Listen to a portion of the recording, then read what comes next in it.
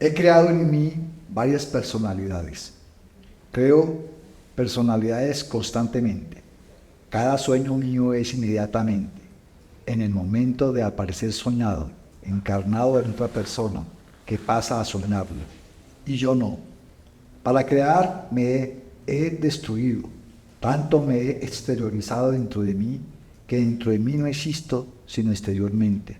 Soy la escena viva por la que pasan varios actores representando varias piezas. Fernando Pessoa en el libro El desasosiego, que lo hace otro heterónimo. Bueno, y continuando con este espacio, pues de nuevo agradecemos a nuestro invitado, César Correa, profesor, poeta, abogado, quien conoce de hace mucho tiempo la obra de Pessoa y pues hemos querido que nos acompañe para entender, dar el primer paso a entender este autor que lo sugerimos a todos que lo conozcan. Nosotros hasta ahora lo empezamos a conocer, tampoco somos expertos, pero es muy interesante. Quizás uno de los poetas que está revolucionando la poesía en el mundo porque aparece con unos métodos poco usuales en la poesía, como es el tema de los heterónimos que decíamos ahora, y además con una temática muy especial porque a pesar de que es melancólica, triste, a su vez es feliz en el sentido de que lo asume así, ¿cierto? Y también es un personaje y una obra que está proporcionándole material a los estudios de la psiquiatría, de la psicología, de la sociología misma. Entonces, pues la escuela creo que también es importante que sepa de estos personajes y en algunos aspectos tiene que ver con nosotros. Ya más tarde vamos a ver un poco sobre el banquero anarquista, una obra muy especial que tengo entendido también va a ser traducida y publicada por la ESAP. Ojalá que llegue a ese momento porque es muy importante poder tener estas obras. Bueno, continuamos, entonces escuchemos otra poesía, profesor, a ver qué nos dice y empezamos a contarle algunos, casi que son chismes de este gran escritor Pessoa. Bueno, esta vamos a leer una poesía de Alberto Caeiro, que es el maestro de todos. Y algo importante, ¿no?, que tú rescatabas y es, no es un heterónimo por ser un heterónimo. Es decir, el heterónimo no es solamente él, sino es la biografía que tiene cada uno de estos personajes o cada una de estas personas. Pero además el pensamiento, porque es que todos difieren entre sí. Tenemos a unos que son más naturalistas, otros que son más positivistas, otros que son más esotéricos, otros que son más empíricos, otros que son más materialistas. Es decir, cada personaje se circunscribe casi que a una corriente, a una forma de ser, y eso se revela mucho en su poesía. Entonces, en este, que se titula El guardador de rebaños, que un poco lo que hace es representar la importancia de Alberto Caeiro, que nace un año después que Fernando Pessoa, ¿sí? Pero aún así se convierte en el maestro no solo de Pessoa, sino de los demás, de Ricardo y de Álvaro de Campos, con quien va a tener varios desencuentros. Entonces dice aquí, este es el número 1 de esa poesía, dice: nunca he guardado rebaños y es como si los guardase. Mi alma es como un pastor, conoce al viento y al sol. Y va de la mano de las estaciones, continuando y viendo. Toda la paz de la naturaleza sin gente viene a sentarse a mi lado. Pero yo me pongo tan triste como una puesta del sol, lo es para nuestra imaginación, cuando refresca en el fondo de la llanura y se siente que la noche ha entrado como una mariposa por la ventana. Y a propósito de lo que hablabas, yo creo que entender a Fernando Pessoa es muy complejo porque estamos marcados un poco por la necesidad de tener que encuadrarlo en algo, ¿no? Y pues al leerlo a él y leer a todos los que dialogan con él a través de él, pues es muy difícil encontrar ese encuadramiento. Entonces quizás lo que hay que hacer es leerlo y disfrutarlo, y a partir de ahí empezar a hacer preguntas que él mismo está respondiendo, porque en parte, por ejemplo, Álvaro de Campos es poeta pero es filósofo también. Entonces él crea toda una filosofía, lo mismo que Ricardo Reis, y es tratar de entender el mundo a partir de cada uno de ellos. Sí, cuando hablamos de algo complejo es porque nosotros como académicos también adquirimos ciertos enfoques teóricos y la complejidad de Edgar Morin es una de ellas. Y alguien decía que justamente ese método, eso tiene que ver con la complejidad, porque no es otra cosa que ver las posibilidades del análisis de algún aspecto, en este caso la vida misma, que la poesía de Pessoa pero lo interesante de allí es que tiene que ver con una parte, digamos, de contextos históricos. A mí me interesa de ver cómo él, sus personajes y lo que dice están metidos en unos contextos. De ahí que muchos hablan de la también propuesta política que hace él, esa, digamos, transición que tiene su país del siglo XIX al siglo XX, en donde también dice que Europa es un continente que posiblemente está en decadencia y que se intenta recuperar esa decadencia con relación a los sujetos, con relación a las posibilidades de tener un regreso hacia lo ético, hacia el tema de lo íntegro, etc. Y lo hace a través de sus personajes y lo hace a través digamos, de lo que quizás él piensa como una salida a lo que es Europa, lo que es el tema. Entonces, para los estudiosos de Pessoa, pues que un método de la complejidad, de la posibilidad de las personas, pero lo complejo que es mirarse hacia adentro, ¿cierto? Él tiene un tema, tiene un escrito importante que ha sido estudiado que se llama La geometría del abismo, si no estoy mal que se llama así. Es interesante porque lanza temas sobre la nada, sobre el yo, sobre una corriente que lo acompaña en mucho tiempo, que es el existencialismo, de todas maneras, ¿cierto? Entonces, también nos da para, no solamente el poético, sino también para el tema académico. Bueno, no sé si había otro personaje que lee, porque si uno lee los personajes con calma se da cuenta de las diferencias, que si no se le dicen que son heterónimos, puede uno divinamente decir que son otros poetas. Hagamos otra lectura y para llegar al tema del banquero anarquista. Listo, entonces hay dos poemas, digamos que de dos autores diferentes, de dos heterónimos diferentes, que son Álvaro de Campos y Ricardo Reis, que van a ilustrar un poco ese periodo que también es el periodo en que empieza la decadencia de la modernidad, ¿no? Es decir, una crítica hacia ese concepto de la razón que lo puede con todo, del ser humano que es capaz de encontrar las respuestas a todo, que un poco es la crítica que también encontramos en El banquero anarquista. Y pues hay un poema de Álvaro de Campos que yo creo que puede ilustrar esa entrada que va a haber a ese materialismo de los siglos XVIII, del siglo XIX, a esa modernidad y a todo, digamos que ese rompimiento que surge justamente en esas primeras décadas del siglo XX. Este hace parte de la colección de poesías de Álvaro de Campos y dice: sin razón corrieron latigazos al bufón de palacio. Hicieron al mendigo levantarse del escalón en el que se había caído. Pegaron al niño abandonado y le quitaron el pan de las manos. Oh amargura inmensa del mundo, lo que falta es hacer. Tan decadente, tan decadente, tan decadente. Solo estoy bien cuando oigo música y ni entonces jardines del siglo XVIII antes del 89. ¿Dónde estáis vosotros que quiero llorar de todas maneras? Como un bálsamo que no consuela sino con la idea de que es un bálsamo. La tarde de hoy y de todos los días cae poco a poco monótona.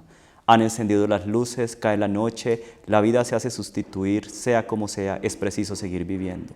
Me arde el alma como si fuese una mano físicamente. Estoy en el camino de todos y tropiezan conmigo. Ese es Álvaro de Campos y hay uno de Ricardo Reis, a ver si lo ubico, lo tenía acá, que es como esa necesidad de buscar algo nuevo, ¿no? Algo un nuevo apoyo, y él va a insistir también mucho a partir de las reflexiones, sobre todo las que hace Ricardo Reis, de esa búsqueda también de lo inmaterial como un soporte de lo material. Y entonces dice Ricardo Reis: siempre tuvimos ángeles o dioses, la visión perturbada de que sobre nosotros, cumpliéndonos obras otras presencias. Como sobre las reses de los campos, nuestro esfuerzo, que no comparten ellas, los coacta y obliga, y ellas no nos perciben. Son nuestra voluntad y pensamiento, las manos con las que otros nos conducen hacia donde ellos quieren y no queremos ir. Sí, tú sacabas algo ahora, así como hablamos del espacio, que es importante, creo que para entender el autor, que la perspectiva de él, y también el tema de haberse traído, digamos, su formación de inglés, también es importante mirar los tiempos que pasaron en Europa, esa transición del siglo XIX con toda la racionalidad del XX, pues eso dio para un gran movimiento en Europa que fue el romanticismo, esa especie de reto a esa racionalidad casi que a ultranza, porque lo que no era racional no se decía en la ciencia, no existía, era muy, eso fue lo que generó el movimiento del positivismo kantiano. Él lo hace, pero yo veo que tiene elementos muy particulares, a diferencia de pronto de los demás, que es no está quejándose porque viene la modernidad y arrasa con todo, sino que va mucho más allá, que es el tema del individuo, del yo, ¿cierto? De la capacidad de entender que aún con la modernidad y sin la modernidad, si el hombre no se encuentra y no sabe, digamos, despojarse de todas las multiplicidades que se tiene o de encauzarlas como hace, pues no bastan los cambios materiales, ¿cierto? En eso, pues, por supuesto, es también una línea metafísica, pues, que el tema de lo físico, hasta cierto punto le interesa, pero va mucho más de la metafísica, ¿no? Cuando se sienta uno de sus personajes en una de sus cuartos donde vive y abre la ventana, pero abre la ventana no para ver la ciudad, sino para verse a él. Es una metáfora interesante, abre la ventana para verse a él mismo, cómo está sus días, cómo están sus sentimientos, cómo están sus miedos, etc. Pero que a la postre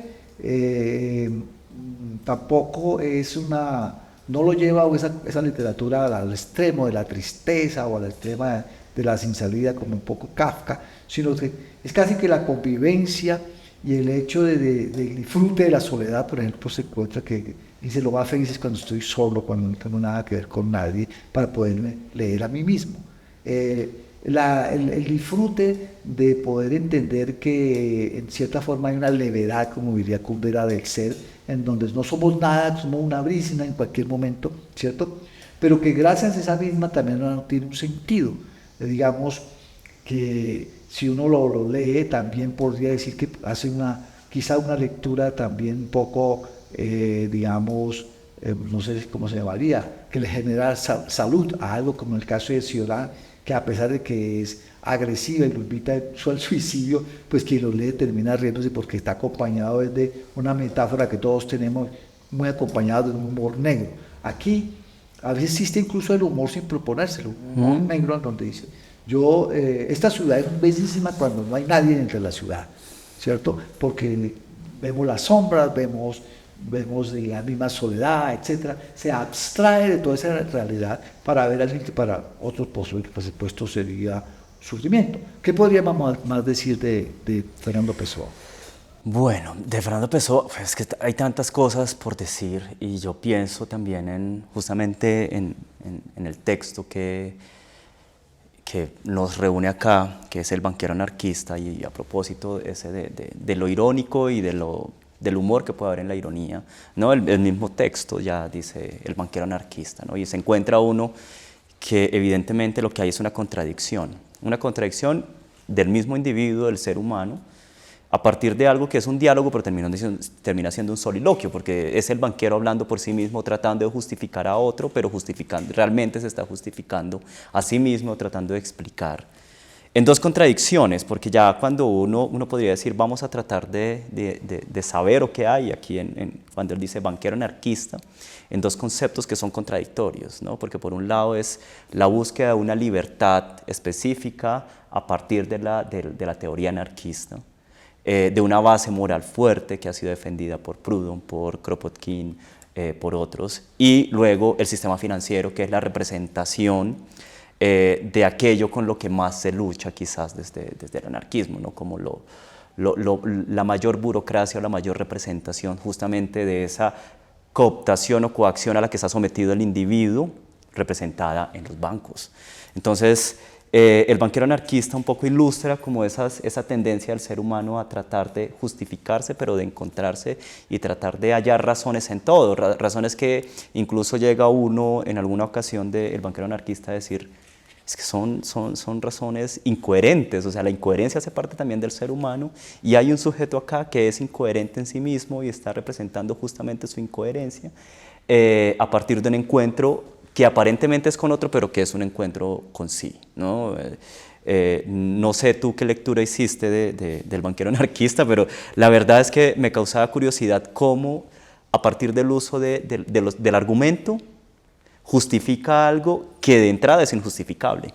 Sí, no, pues eso hay múltiples lecturas también. Yo lo veía desde el punto de vista de cómo cuando se hablaba de un banquero, ¿cierto? Que justamente la racionalidad, el siglo XIX fue dado por la racionalidad del manejo de la administración pública, entre estas cosas, como decía, cuando hablamos de Kafka, ¿cierto? Que aparece la banca, que aparece el manejo de la hacienda, por supuesto que el banquero no es otra cosa desde el punto de vista de la racionalidad, la materialización de algo que se estaba despertando como nunca, que es el capitalismo. Anarquista no cabría, es una contradicción, porque la racionalidad, en cierta forma, la lectura del anarquismo es la no aceptación de las jerarquías, y por supuesto, en cierta racionalidad, ¿cierto? Aunque pues también hay teóricos que hablan de ciertos tipos de la anarquía en donde no es esa carencia, sino otra forma de ver el mundo. Entonces, cuando uno lee desde el mismo título en adelante y del cómo se desarrolla, se ve esa lucha, pero se ve la lucha, por supuesto, del individuo en relación a las imposiciones de una sociedad racional. Entonces, si uno se tiene un poco toma aire y dice, ¿no? ¿Qué es el capitalismo? ¿Y qué es esa racionalidad extrema? Por supuesto que es anárquica desde el punto de vista, es irracional. Si no, no estaríamos hablando de por qué la Tierra se está calentando gracias a la sustracción de minerales, etc. Y un afán desmedido por coleccionar, lo que diría Aristóteles, la crematística, ¿cierto? Entonces ese desaforo, como diría también Byung-Chul Han, ese desaforo que nos convierte en nosotros mismos esclavos de nosotros mismos, pues es algo, cuando se habla de que no tenemos amos ni patrones, sino que nosotros mismos somos los esclavizados por nosotros mismos, pues es anarquista si lo ve uno desde un panorama amplio de una sociedad en que cada uno trata de rendir lo mejor cada uno y flagelarnos a nosotros mismos. Quizá por allí se ven cosas de ese tipo y nos haces como, quizá metafóricamente, a un llamado de ese yo que no es descubierto por una imposición externa y que esos argumentos que se quieren dar racionales no se pueden encontrar. Quizá si Pessoa no hubiera sido poeta, nunca hubiera encontrado también la forma de explicarse a sí mismo lo que sentía y lo que vivía. Y quizá una de las salidas a esa forma de represar es la poesía. Rescata de pronto la poesía en sí, por ponérselo como la forma de la libertad del individuo, porque pues, la poesía y el poeta es justamente zafarse de esas camisas de fuerza y decir lo que no se puede decir o lo que todo el mundo quiere decir o las cosas que no tienen sentido, por eso la poesía es inexplicable en ese sentido. Entonces, esa serie de juegos es muy rica, muy importante y por supuesto hace de este libro que hoy más que nunca yo diría que tiene una actualidad para una vez más la reflexión. No sé si vamos por ahí por el mismo lado. Sí, yo creo que sí. Quizás rescatar que en los años, digamos, en esos años 20 y 30, empieza justamente a ver desde la política, desde la filosofía, desde los estudios de la ética, incluso desde el derecho empieza a haber un cuestionamiento a la modernidad. Vemos que empieza la decadencia de la modernidad, ¿no? Y uno encuentra los argumentos que han esbozado otros autores, digamos que mucho más preparados en otros aspectos, que los encuentra perfectamente representados en Fernando Pessoa, ¿no? Fernando Pessoa, que a partir de la narrativa y de la poesía termina siendo filosofía, que a partir de la narrativa y de la poesía termina siendo política, ¿no? Y termina siendo una representación, como lo decías, de su propio tiempo, ¿no?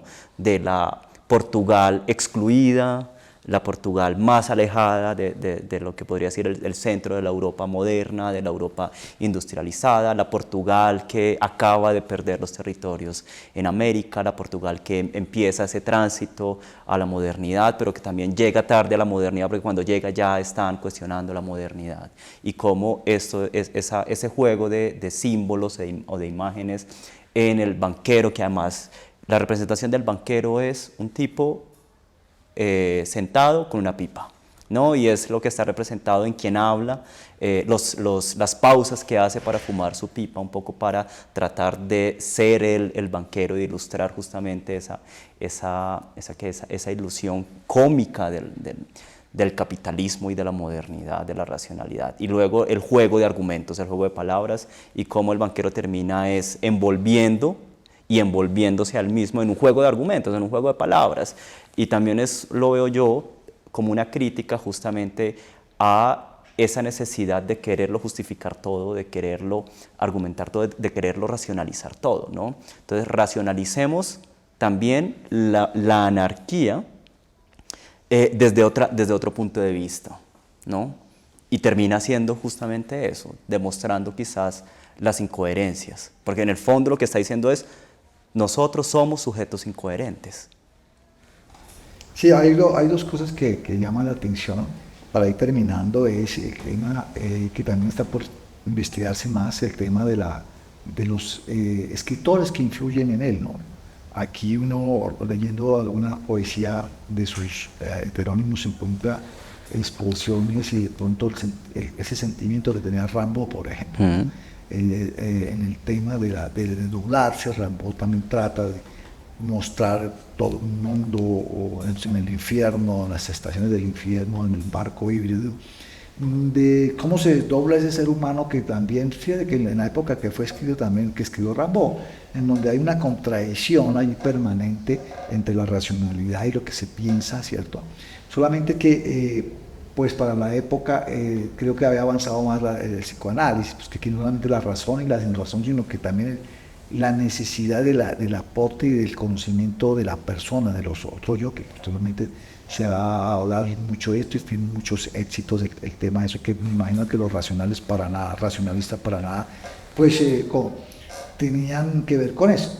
Entonces, pues como vemos, hemos tratado de tocar varios aspectos, la idea es leerlo, ¿cierto? Como este libro que posiblemente es en la escuela, entrar más a la poesía y ver que esto nos aportaría a la formación de los estudiantes, de los que formen la administración pública, de los profesores y sobre todo de las personas, del ser humano, aproximarnos a autores como estos, en donde sin duda nos va a dejar huellas si empezamos a hacer la lectura. Entonces, una vez más, pues agradecerle, profesor, las puertas están abiertas de la ESAP, cuando quiera de nuevo venir aquí para que hablamos de la poesía. Esperamos que ustedes pues nos escriben, nos digan cómo les parecen estos temas. También pueden proponer otros temas para buscar otros invitados. Entonces, muchas gracias a todos, muy amables, y pues seguimos con los pasos de los genios, tanto de la literatura como en la administración pública. Muchas gracias.